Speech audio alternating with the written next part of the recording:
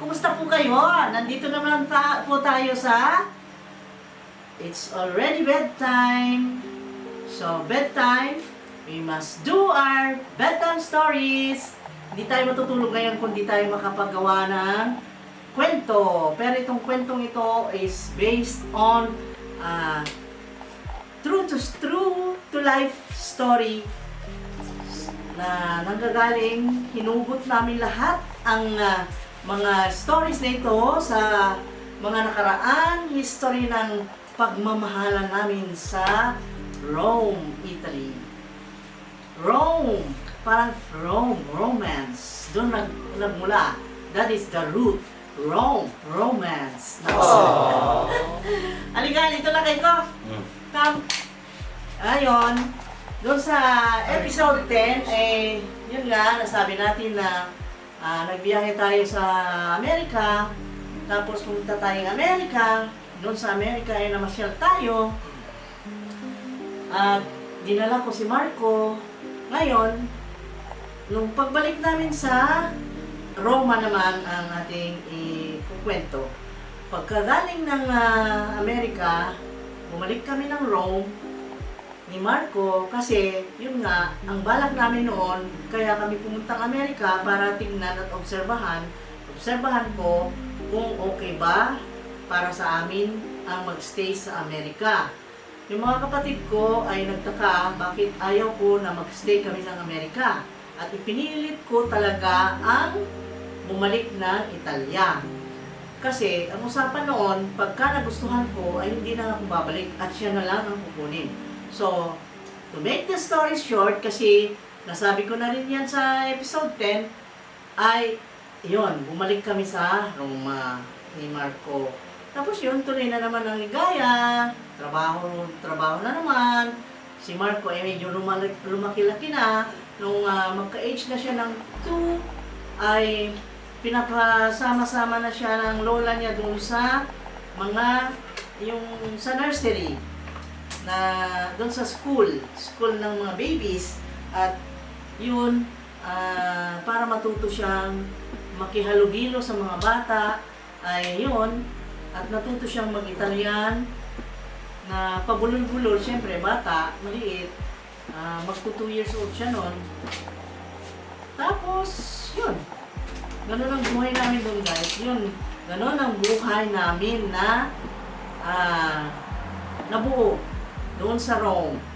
Tapos, nung lumaki-laki na si Marco, ay syempre, doon sa trabaho namin, may mga pag-changes. Alam niyo na, yung lalo pat nandiyan si Marco, ay parang inaisip na namin na, parang nabubukas sa isipan namin na kung pwede, bumalik na lang kami ng Pilipinas, kung pwede. Kasi parang naawa na kami sa bata na yung ganon, hatid namin doon sa lola, sunduin, ganon. Parang ang hirap talaga. Mahirap talaga ang situation ng isang pamilya na mag-stay sa abroad na yun nga, walang tagabantay na talagang nakatoka para sa bata. Kaya naisip namin, plinano namin ang umuwi. Ayun, plinano namin. Tapos, yun nga, yung paglilipat-lipat bahay kasi isa pa yan na cost na kung makakita kami ng ibang bahay na naman, lilipat kami. Yung lipat bahay na naman, bagong lipat ng mga gamit, ganun-ganun. Mahirap. Mahirapan din kami. Parang hindi kami pakali noon. Kaya, sabi ko, ano kaya kung, kasi naisip ko, si Marco kasi nung lumaki-laki na, ay iniiwan namin sa nursery. Yung babayad mo sa nursery, ay halos kaparehas na ng sinusweldo ko eh. Kaya sabi ko, para saan pa? At tayo nagtatrabaho para lang ibigay ko sa nanny na nagbantay sa anak ko. So, umuwi na lang tayong Pinas, sabi ko. Ayun, tapos alam nyo, ang gamit ng bata mahal. Pero alam nyo, ang babait ng mga ninang niya, yung mga kilala namin, laging nare-regaluhan yung batang yan. Swerte yung batang yan. Masyado siyang minahal ng mga tao.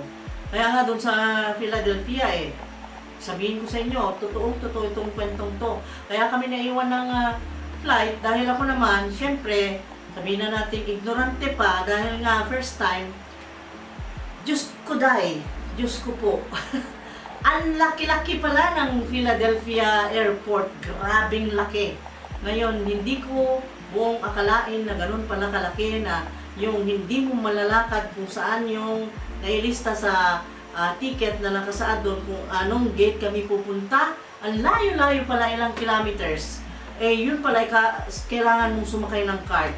Kami, hinahanap namin ni Marco na naglalakad lang kami at Diyos ko dahi, naku naman, imagine mo, may baby ako, tapos hanapin mo yung gate mo doon, ang layo-layo. Kaya ayaw na iwan nga kami. Tapos isa pa, nilalaro siya ng mga staff, mga crew. Oh my gulay. Kaya ganun ang nangyari sa amin. Iba ang karisma ni Marco. Sabihin natin, hindi naman kagwapuhan yung anak ko, yung normal lang na bata naman. Siguro, syempre, yung mga, alam nyo na, yung mga puti, yung mga Americans, Italians, gano'n, mga Europeans, parang natutuwa sila sa itsura ng baby ko na medyo brown ang kulay, tapos yung gano'n, black ang hair, tuwan-tuwa sila, and then si Marco is mabait, palangiti, gano'n, ang dali lang laruin. Iparehas ko siguro, ganyan. Iparehas ko, no? Kaparehas daw niya. Nagmana daw, guys. Tingnan nyo nga. Sa akin nagmana. hindi pa. Nakita nyo naman yata si Marco na, no? Ordinaryo lang naman na face, ganon. Filipino ang itsura ni Marco. Diba, ang mga puti, mahilig sa maitim. Gusto nyo na yung brown color, guys. Ayaw nila na maputi. Parang ano lang sila sa lalo pagkalalaki, gusto nila maano talaga, moreno, no? Gusto nila yung gano'n, brown. Gusto nila yun. Tayo, gusto nating pumuti, di ba? Gusto nating pumuti. Kung ano-anong ginagawa para pumuti. Pero ang sa mga Italians, ang observe ko talaga, magbilad sila sa araw pagka-summer para lang mag-brown sila. Kasusan pa nila. Pumunta sila sa, ano ba to, yung parang sinusunog yung balat? Oo, magbabayad pa sila sa spa para stay dun sa parang cubicle na ganyan. Very proud na sila. Para sunugin yung balat, di ba? Oo. Tayo naman, gusto naman natin pumuti. Dito naman sa atin, mag-ipa-inject pa ng glutathione kahit na mayroon naman namatay sa, ano, di ba? Inject ka ng glutathione, patay. Maraming napahamak na dyan. Bakit kaya ganun? Mga side effects yan. Na hindi kaya ng katawan nila. Yung system nila, hindi kayang tanggapin yung gamot siguro. Baliktad. Saka na-inject ka na hindi pa nasuri ng physician. Ganun siguro. Kaya,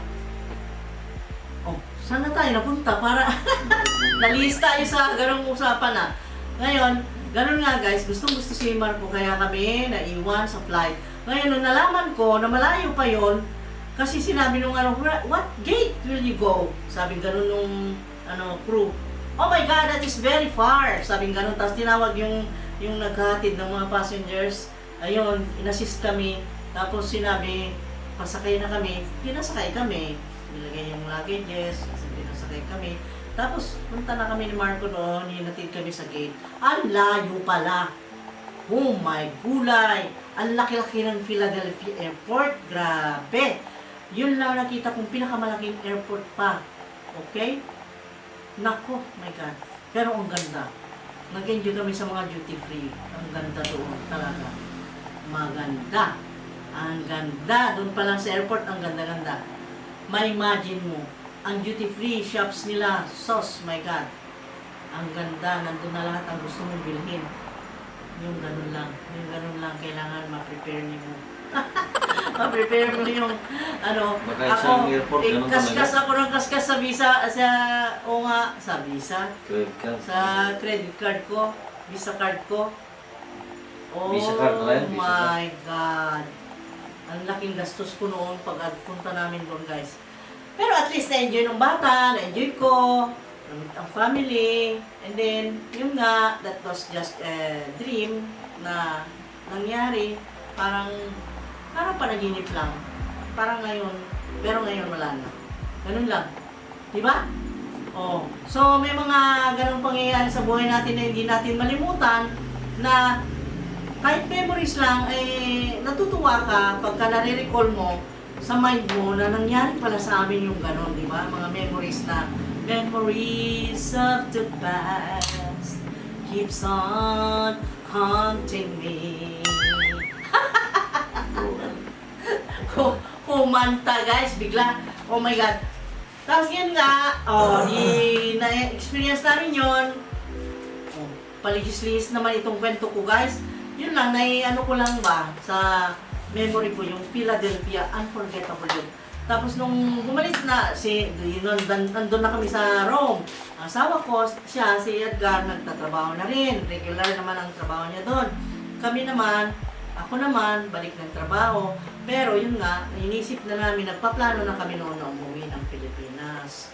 Kasi yun nga, medyo may naipon naman dahil nga yun nga, sa pinagsipagan namin, may konting naipon. At sabi ko naman, okay na siguro to kaysa naman maubos ito sa kababayan natin sa tustos ni Marco dito. Mas mabuti pang sa Pilipinas natin gastusin. Sabi ko, at pinenta namin, pwede nang pangpuhunan, pwede nang para sa bata, pwede nang panggastos sa ano. At si Marco noon, that time, ay tuloy-tuloy pa rin yung allowances niya galing sa akin. Pero nung umalis na ako doon sa, umalis na kami, umuwi na kami, syempre, stop na. Ganun. Tapos, yun na.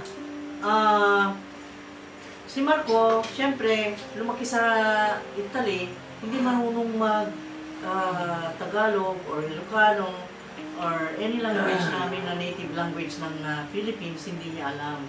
Yung Italian, nalito yung bata. Italian lang talaga. Tapos nung pag-uwi namin dito, yun na, ang nangyari, nalito nabulol. Kasi Italian Italian sa school niya, nabulol na siya pagdating dito. Ang hirap niya natutong mag-Tagalog ng straight talaga. At hanggang ngayon nga bulol pa rin kasi alam niyo, diba? Ang hirap kasi, halo-halo ang salita namin sa bahay. Bisaya, Ilocano, sasalita kami, nag-Ilocano kami. Halo-halo. Minsan, Tagalog. Minsan may kausap kaming Bisaya. Minsan, pag kami, gusto namin mag-usap na ayaw namin parinig sa iba, kami lang dalawa, Italian. So, nalilito. Nalito talaga yung bata. Pero, fluent naman sila sa English, yung dalawa, kaya, no problem. Sabi ko, mag-English lang kayo, mabuti pa para diretso, para hindi malito yung nakikinig, sabi ko sa kanila. Kasi, bulol guys, bulol talaga. Bulol. Pero si Janjan, yung younger, gustong matuto yung every time na may marinig siyang words, anong ibig sabihin nun? Ganon. Matagalog man, may Ilocano man, ano yung Tagalog o Bisaya? Sabi ganon. Tinatanong na pag may binigkas kaming salita at hindi niya, ano yun? What dialect was that? Ganon. Tapos titignan niya sa dictionary. Okay. Ganon. Oh my God! Marami tayong dapat ano pangalan nito? Dapat isipin. Dapat pag-aralan dito sa mundong ibaba. Pagsasalita, lahat na. Di ba? Oo. Oh my God. Ayun. Tapos ngayon ay yun, nag-turn kami. Pagbalik sa Pilipinas, naku. Marami tayong pinagdaanan ng mga akala mo naman yung negosyong yun asenso na, mga gano'n. Marami kami pinasok na business na hindi naman nag-click yung mga negosyo namin, di ba? Teka muna. Stop muna. Gusto kong i-share sa inyo sa susunod na kabanata or sa susunod na episode kasi alam nyo guys, para sa mga OFWs na katulad namin na nagnanais na bumalik ng Pinas, marami kami kukwento sa inyo guys.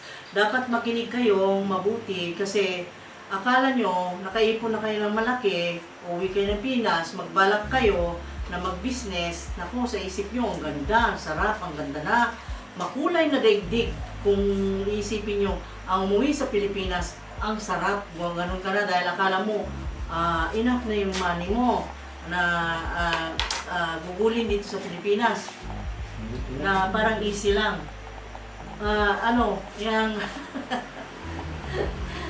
Yung yata pinapainom ako ng Ano yun? Tubig ba? Ayaw mo ng tubig?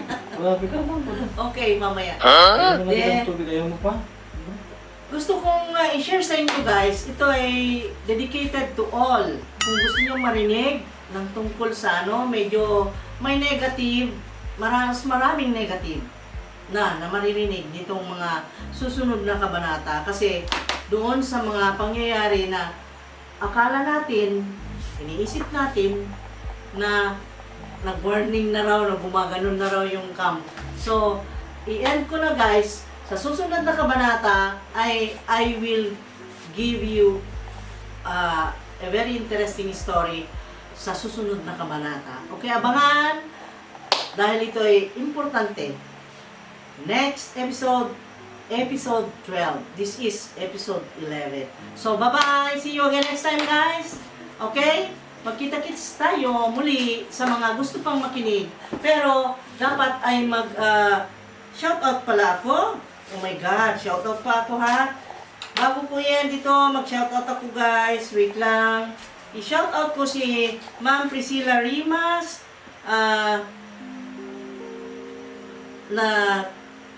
Yung about ito kasi ang pinaka-latest na nabasa ko doon sa mga comments. Sabi niya kasi, tama po ma'am. Happy life po tayong lahat. God bless. Sabi niya ganun. Kasi, ang kinuwent niya pala yung 5 tips on how to have a strong relationship. Yon, yung video na yon. At si Ma'am Priscilla Rimas ay matagal na subscriber, na napakabait at napakalaki ng support niya sa channel natin. Kaya magpasalamat ako, i-shoutout ko talaga siya, si Ma'am Priscilla Rimas. Thank you so much, Ma'am. Very, very much talaga. Thank you. Virtual hugs and kisses from Rich Chich family. Sana all nga po na makakita rin ng tamang mamahalin na parehong yung ma'am, sir. God bless, sabi niya. Thank you so much po. Thank you so much po for your very kind, good words na lalong nagpapalakas sa amin at nang-i-inspire sa amin. Thank you po sa mga support.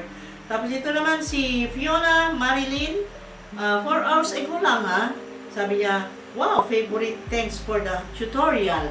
Yung pong sa chicharon, kasi po, nagbigay po kami ng video dyan na mapanood nyo on how to make chicharon na maputok. Yun po ang ginagawa namin sa Italy ng how many years talaga. At dyan kami nakapag-ipon ng konti. Kaya, yan talaga nakatulong sa amin. Kaya i-share namin, baka sakaling gusto rin ninyong gayahin. At thank you sa mga naka-appreciate. Thank you so much. At thank you rin dun sa mga negative comments. At yun ay lalong nagpapalakas at lalong nag-motivate sa amin. Nagpapamotivate sa amin na gumawa pa ng more videos. Okay? At si Nilda Tubog, thank you so much. Thank you for sharing kanya. So, thank you so much for appreciating po. Thank you. At si Batang Dinagat, Mix TV, nakita ko ang bahay mo, idol, kaya dinalaw na kita, dalawin mo din ako. Shout out sa iyo. Salamat. Dami ko po nalaman tungkol sa paggawa ng chicharon. Sabi niya, thank you so much and good luck for your channel ha. Good luck. And then, paano po ang kasunod? Sabi ni Marichu Cordero. Ang kasunod ng alin po, hindi ko po alam kung ano yun. Gusto niyo pa pong another video of chicharon? Magagawa ako bala kong ipakita sa inyo ang how to make spicy chicharon. Yung lalagyan na ng sili at spicy. Gusto kong i-share sa inyo. Masarap yung pangpulutan. Okay? At dito naman sa iba pang yung sa meron pang maraming comments dito sa wait lang ha. Nasaan na? Nawala. Oh my gulay. Tingnan natin at i-shoutout natin yung mga kasama nating supportive, masyadong supportive, sobra sa ating channel. Ito si wait, marami akong nabasa dito kanina. Okay, itong sa episode 8, may mga nag-comment din. Si Ma'am Joy Aviles, Happy Sunday Ma'am MJ, at Sir Edgar, happy watching.